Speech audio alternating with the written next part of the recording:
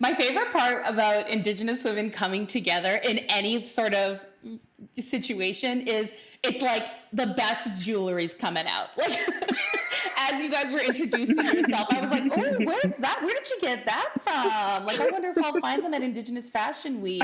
Like, it's hilarious. It holds true all the time, and today's no exception. So bravo, ladies, on the hardware you're wearing. You're making me jealous. So I want to start the conversation today to talk about Indigenous people supporting each other. You know, I think we all are working outside of our community the bulk of the time, but I think I want to talk a little bit about when we come together and when we're communicating with each other or speaking of each other or any of that stuff where it's more inward facing. I know at times it can be, you know, really challenging and kind of complicated, right? So Arielle, I think I actually want to start with you. How does that support shift when intersectionality with mixed races and other sexualities is taken into account? Yeah, I think about women supporting women is like a priority of mine. I really believe in sisterhood and matriarchy, and I think it's so important to support one another, especially in like the fields that we are running in.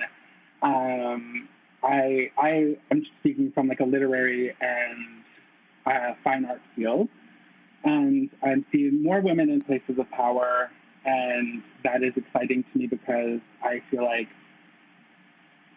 these are fields that are dominated by Indigenous men. And also we're kind of gatekept by Indigenous men. So having Indigenous women at like the forefront in positions of power instead of just like in contract jobs or short-term summer jobs, it's like, I feel like there's more room to move forward. I feel like there's a lot of room for kind of talking about like gender variance and bringing trans voices forward, especially in like the art field. I think that there's been like a real shift in supporting like trans people within Indigenous art specifically. And so like when I think of like women supporting women, I think about how I'm seeing more trans women existing in all of the fields and how I'm excited to be a part of that. That's amazing. And I think like what you're talking about in terms of artists, it seems like that's a place where a lot of things start, where a lot of movements start. I think I maybe want to shift it slightly to Danielle, which you're as you said, a newly called lawyer. That's a completely different landscape. In a space like that, when you come across other women, how do you sort of instill that support and not feel like, I do find that sometimes there can be a bit of tension, especially when you come from different communities. So can you maybe talk a little bit about how you support other Indigenous women in your line of work and in the fields you're in, because you're doing all the things. All the things, yeah. I mean, it kind of came as a no-brainer, and all the women that I am supported by in this field of law, we were just immediately drawn to one another because we're one of very few Indigenous faces in the classroom, in the courtroom. And so we support each other throughout all of the challenges that law school presents and also entering the field of law. And I feel very, very lucky to have been entering law school at a time where there were 3 other Indigenous women, Raven Gobey, Del Dick, and Alyssa Bird, who have just been a tremendously strong support circle for me going through law school. And also, you know, I just come from a very long line of strong women in my family, my mother, my grandmother, my sisters, and all the women that I have in my circle. I've just come to accept that women have always been in these powerful positions while I was growing up, and that was really great role modeling for me. So it came very naturally that we would support one another through all of our challenges. It said reconnecting. We're good still, I think. But really, we really just lean on each other during those times. Just very, very lucky. That's awesome. Anna, I'll go to you next, but I think that you're bringing a slightly different voice to this, because being an Inuit person, I feel that just generally speaking, there is sometimes, we get lumped in together a lot as First Nation, Métis, Inuit, but it is quite different. So maybe you can just talk a little bit about that sort of inter-community support with Inuit, but also when you just meet other Indigenous people. Mm-hmm. So absolutely. And as an Inuk, especially coming and moving down south, down to Ontario, and being connected with a lot of other Indigenous people that aren't necessarily Inuit, there's a lot of similar life experience. There's a lot of kind of similar knowledge and ways of protecting one another. And one thing that I've been really grateful for as a young Inuk woman in the film industry is the amount of support that comes from other Indigenous artists, no matter, whether they're Inuk, First Nations, or Métis. And the way that we're always willing to protect one another and support one another, from people in the industry that will take advantage of your vulnerability or will try and treat you like you are less than deserving of the opportunities that you get because you are an Indigenous woman.